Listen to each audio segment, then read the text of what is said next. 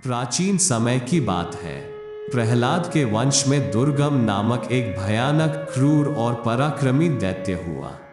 वह देवताओं का कट्टर शत्रु था। दुर्गम जानता था कि इंद्र आदि देवताओं का बल वेद है। वेदों के लुप्त अथवा समाप्त हो जाने पर देवता शक्तिहीन होकर उनसे पराजित हो जाएंगे। अतः वेदों को नष्ट करने के विचार से दुर्गम हिमालय पर्वत पर गया और ब्रह्मा जी को प्रसन्न करने के लिए वहां उसने कठोर तपस्या आरंभ कर दी। सैकड़ों साल बीत गए। उसकी तपस्या के तेज से देवताओं और दैत्यों सहित समस्त प्राणी संतुष्ट हो उठे। तीनों लोकों में हाहाकार मच गया। तब आखिर में ब्रह्मा जी वर देने के लिए दुर्गम के सामने प्रकट हुए। उसे समाधि में लीन देखकर ब्रह्मा जी बोले, वत्स, नेत्र खोलो, मैं तुम्हारी तपस्या से अत्यंत प्रसन्न हूँ। तुम्हारे मन में जिस वर की इच्छा हो वह मांग लो।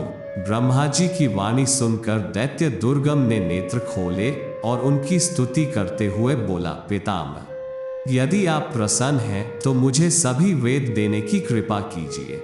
सब वेद मेरे अधिकार में हो जाएं। हे परम पिता, वेदों के साथ ही मुझे ऐसा अतुल्य बल प्रदान कीजिए जिससे कि देवता, मनुष्य, गंधर्व, यक्ष, नाग कोई भी मुझे पराजित न कर सके। दुर्गम को इच्छित वर प्रदान कर ब्रह्मा जी ब्रह्मलोक लौट गए। उनके वरदान के प्रभाव से ऋषि मुनि सारे वेदों को भूल गए।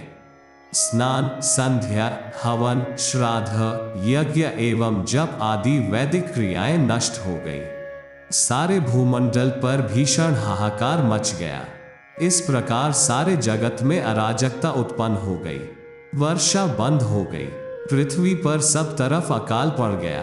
देवताओं को यज्ञ का भाग मिलना बंद हो गया। वे शक्तिहीन होकर दैत्यों से पराजित हो गए और अपने प्राण बचाते हुए वनों में भटकने लगे। तब समस्त ऋषि मुनिगण भगवती जगदम्बा की उपासना करने के विचार से हिमालय पर्वत पर गए।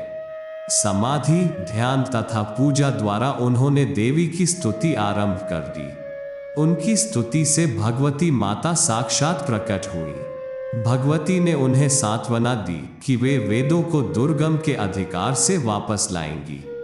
फिर देवसेना लेकर वे दुर्गम का वध करने को चल पड़ी। दुर्गम को जब भगवती माता के आने का समाचार मिला तो उसने भी अपनी विशाल दैत्य सेना को तैयार किया और उनका सामना करने के लिए चल पड़ा। देवसेना और दैत्य सेना में भयंकर युद्ध आरंभ हो गया। दोनों ओर से भीषण शक्तियों का प्रयोग होने लगा।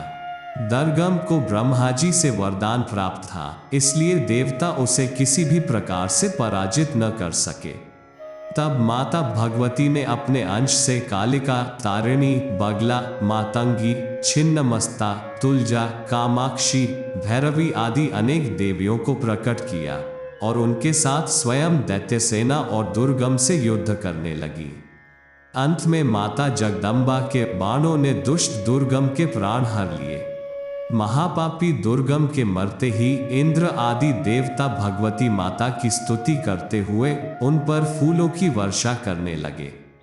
दुर्गम का वध करने के कारण भगवती का एक नाम दुर्गा पड़ गया। आशा करता हूं कि आपको हमारी यह वीडियो पसंद आई होगी। ऐसी ही धार्मिक वीडियो के लिए हमारी चैनल को सब्सक्राइब अवश्य करें।